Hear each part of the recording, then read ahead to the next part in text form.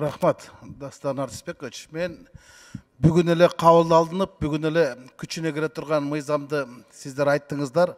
Эртерээк добуш берип койдуңуздар. Бул эл үчүн эң керектүү мыйзам депчи.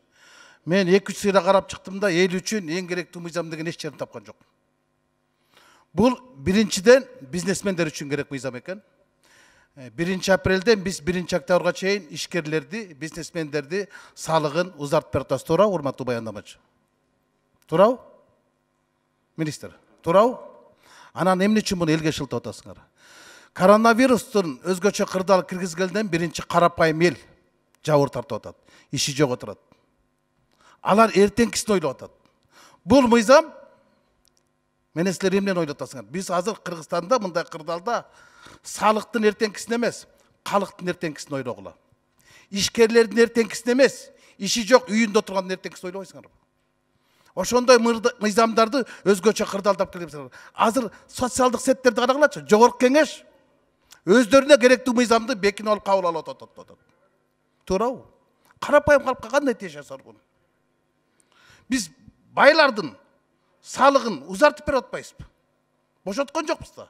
Исхак Абсаматов айткандай. Биз 1 октябрга чейин жылдырып атат. Карапайым калк үйүндө отурду да бүгүн катчылыктан. Алардын эртең кандай жеңилдик болот? Мына өзгөчө кырдаалда өзгөчө мыйзамдар ушул болуш керек башында. Силер эң биринчи элдин эртеңкисин ойлогула да. Ишкерлердин эмес.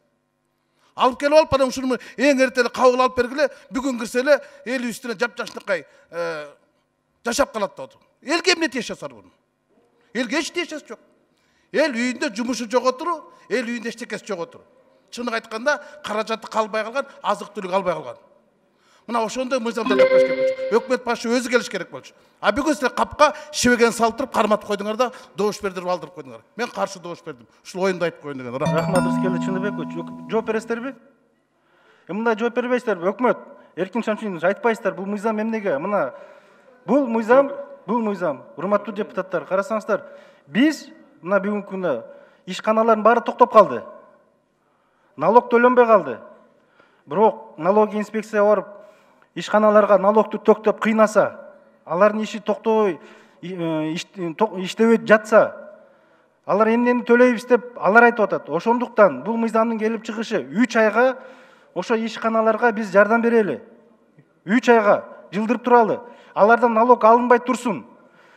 Ошо ишканалардын негизинде, ошолордун төккөн салыктардын негизинде мамлекет кызматкерлери айлык алып атат, пенсия алып атат, жолдор салынып атат, мектептер салынып атат.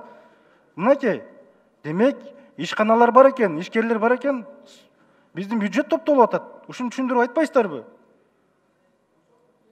Түшүндүрүп айтпайсыздарбы ушинтип? Мен жооп берип коеюн. Карапайым калк ошондон мынакей бүгүнкү күндө окатын көрүп атат, жашап атат ошонун негизинде. Бул ишкерлердин кайрылуусу. Азыр балдар апрель айынын, март айынын налогун төктөсө, алардын ишканасы жабык турса, кайдан төгөт? А бирок биз мыйзамдаштырып, ошолорго жеңилдик берип атабыз деп түшүндүрбөйсүңөрбү? Кош кетейин, Дастан Артисбекович. 4-чү микрофон. Урматтуу кесиптештер, Масалиев, өнүгүп келгенсиз. Биринчиден, Дастан Артисбекович, мен сизден сурап атам, өкмөттүн ордуна жооп бербей коюңуз. Анда сизди келиңиз, түштөн кийин өкмөт башчы кылып коелу, жооп бересиз. Биздин ордубуз, мен түшүнүп турам, күйгөнүңүздү мен түшүнүп турам, бирок булар өздөрү жооп берсин да. Мага суроо болуп калды. Жок, сизге эмес, бул. Мага бербөдү, жогорку кеңеш эмне кылып атабыз деп. Мага суроо болду. Экинчиден, түшүндүрүп бериңиз, биз азыр баягы суроо жоопко токтотуп койдук. Бул мыйзамга ылайыктуу токтотуп койдукпу же жалпы ушул маселе боюнча? Добуш менен чечилди. Жок, мен түшүнүп атам, добуш менен чечилди, бул сиздин күткөн жооп да. А мен мисалы үчүн ушул мыйзам боюнча бул кезексиз мыйзам деп айтсак болобу, болбойбу? Ушуну менен тагдыр чечилет деп айтсак болобу, болбойбу? Жок дегенде бир эки суроо берип алыш керек болчу да. Мен түшүнүп турам, суроо жооп менен. Сиз эми төрага катары сурансаңыз болот эле, кое тургула. Баары суроо берип алсын. Сурансаңыз болот эле. Анан сунуш келди, добушка коебуз деп токтотуп коебуз. Бул жаман адат болуп атат. Урматтуу кесиптештер, бардыгы Кыргызстанда болгон кемчиликтерге депутаттар жооп бербей болуп калды. Бирок ал туура эмес да. Мына өкмөт отурат, силер да ошон үчүн айлык алып атасыңар да. Силер жооп бербейсиңерби? Кетпейсиңерби кызматыңардан? Биз 2 жыл мурда силерди бекиткенде премьер-министр баш кылып, курамы бирөө да калган жок, жалгыз премьер-министр калды. А бул жерде бекиткенде ал киши эмне деп айткан эле? Ушул команда мен ийгиликтүү иштейм деген. Мына акыркылар бүгүн кетти. Кээ бирлер 2 жолдон кетип атат. Алар жетпесе кеткиле, тапшыргыла кызматтарды. Башка кишилерди алгыла. Комендатура боюнча канча сын пикир болуп атат. Ишкерлер, жеке жарандар боюнча канча сын пикир болуп атат. Кырдаал өзгөчө болуп турат. Бул жерде талашкан кереги жок. Биз башында айтып атабыз, жардам бергиле мыйзамдардын долбооруна. Бюджеттин канча миллиард сом бөлүп берели, буудай алгыла, ун алгыла, тигин алгыла деп сурап атабыз. Биринчиден сунуш кылат элем, бул норманы алып салайлы. Сиздер туура эмес кылып атасыздар. Биринчиден, жана сиз айтып аткан кайта доводдор боюнча, эгерде буну көрсөтпөсө, бул боюнча жоопкерчиликке тартат, салыктан кетет дегенден кийин, ал боюнча башка норма бар. Уголовный кодексте, жаза кодексинде, уклонение от налогов деген бар. Салыктан төлөөдөн башка алып качуу. Ал башка. Бүгүн силер кодекс о нарушениях боюнча аны жоопко тартсаңар, конституцияга ылайык бир эле нерсеге бир эле жол жооп берет. Бир жазаган мыйзам бузууга принцип бар, бир эле жол жооп берет. Анда салыктан качуу боюнча, салыкты бекитүү боюнча жоопкерчиликтен силер буну алып кеткендей болуп каласыңар. 17 000 сом төлөп төрөп эле кетип калат. Бул бир. Экинчиден, минимальный контрольный цены. Бул формула. Кабинеттен чыгып, бираз карап койсоңор болмок, ишкерлер менен алектенген кишилерме. Силер чоң бизнести коргоо максатында импортерлордун кызыкчылыгына кабыл алып атсыңар. Эртең МСБ, орто жана кичи бизнестеги чектешкен Казакстан менен, Өзбекстан менен, Тажикстан менен чектешкен кичи жана орто кичи ишкерлердин себестоимость алып келип сатканы төмөн болот. Эгерде чоң бизнестен силер формуланы бирдиктей кыласыңар, ал кичи бизнесмен келип туруп төмөн сатат. Силер баардыгын бир баага алып келип, орто жана кичи бизнести жокко өлтүрүп коеюн деп атсыңар. Бүгүн кайта жумуш орун керек да. Мына бул мыйзамдар боюнча, бул мыйзам керек. Бүгүн салыктарды бошотуу боюнча, льготаларды берүү боюнча биз берсек, ишкер жумуш орундарды алып калат. Жумуш орундар бул кимдер? Бул жалпы эл. Жалпы эл өз маянасын алып, жумуш орундары болгондо эртеңки келечекке мына умтулат. Ошол себептен бул норманы ушунча мындай ар кандай талкуулап аткан алып салгыла, туура эмес болуп атат. Бул чоң бизнестин көзөмөлүндө. Ошол эле 5 секунд. Ошол эле Россия Федерациянын өндүрүүчүлөрүн коргогон мыйзам болуп эсептелет. Биздин жергиликтүү өндүрүүчүлөрдү эмес. Бул норманы алып салгыла. Бұл бизнес, базар өзі көзөмөлдөп, өзі контроль кылыш керек. Эч качан ограничениялар бұл жакшылык алып келбейт, өнүкпөйт. Эркин атандашуу болбойын, бизде бұл рынок алдыга жылбайт. Сиздер азыр. Az жылдырабыз дегенинизде туура болду, бирок ошондой болсо да айтып коеюн. Маска 10 сом турат. Мурда 3 сом турчу. 100 сомдук, 50 сомдук маска бар.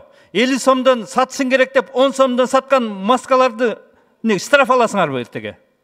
Ушул пункт кирсе, бүт товарга ушундай болду.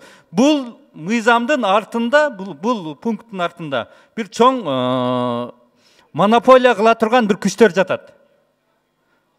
Ошондуктан мындан кетишибиз керек. Азыр алып салганыңыздар туура болот. Булдай ограничениялар эч качан рынок өзүн контроль кылып, эркин атаандашууга дайым өкмөт, мамлекет ошого аракет кылып, ошого шарт түзүш керек. Бул мыйзам сөзсүз бүгүн кабыл алыш керек деген негиздөөөнөн көргөн жокмун. Муну 2 жума кеч алсак да, 2 ай кеч алсак да эчтеке өзгөрбөйт. Экинчиден, бул мыйзам биздин шайлоочуларга эмне алып келет? Нөл. Бул мыйзам Евразия мамлекеттерине пайда алып келет экен. Кыргызстандын улуттук кызыкчылыгына канча пайда алып келет? Болгону ички чакан бизнес менен чоң бизнестин ортосунда структура өзгөрөт экен. Казакстан менен Россияны көрдүңүздөр, кантип ички рыногун коргоп атат. А сиздер кайра бөлөк өлкөнүн товарын бизге киргизүүнү колдогон мыйзам алып келатсыздар. Депутаттардын позициясын көрдүңүздөр. Мынчалык мына ушундай өзгөчө кырдаалды ушундай мыйзам алып келесиңерби? Биздин элди сактай турган мыйзамды алып келбейсиңерби? Мен зарылчылыгын көргөн жокмун. Эки баяндамачы тең ишенимдүү жооп бере алган жок. Ошон үчүн бул мыйзамды азырынча кабыл алуу эртерээк. Өзүңүздөр айтып атасыңар, бир депутатыбыз айтса бул пунктты алып коелу деп. Өзүңүздөр чала даярдап келген турбайсыздарбы? Ошон үчүн бул мыйзамды кабыл алууну токтотсок, Анан ушул багытта иштеген бизнес чөйрө менен талкуулап көрүшүбүз керек. Биякта мен түшүндүм, чоң бизнес менен майда бизнес ортосунда кармаш болуп атат. Биз майда бизнесин чоң бизнеске алып берген атабыз. Кыргызстандын бюджетине бир тиын түшөбү? Биздин элге товар арзандайбы? Бирөөнө да жооп жок. Бөлөк өлкөнүн бизнесин, товарын Кыргызстанга алып келүүнү колдой турган мыйзам экен. Ал өлкөлөр өздөрүнүн рыногун коргоп атат. Биз да ушундай учурда өзүбүздүн рынокто коргошубуз керек.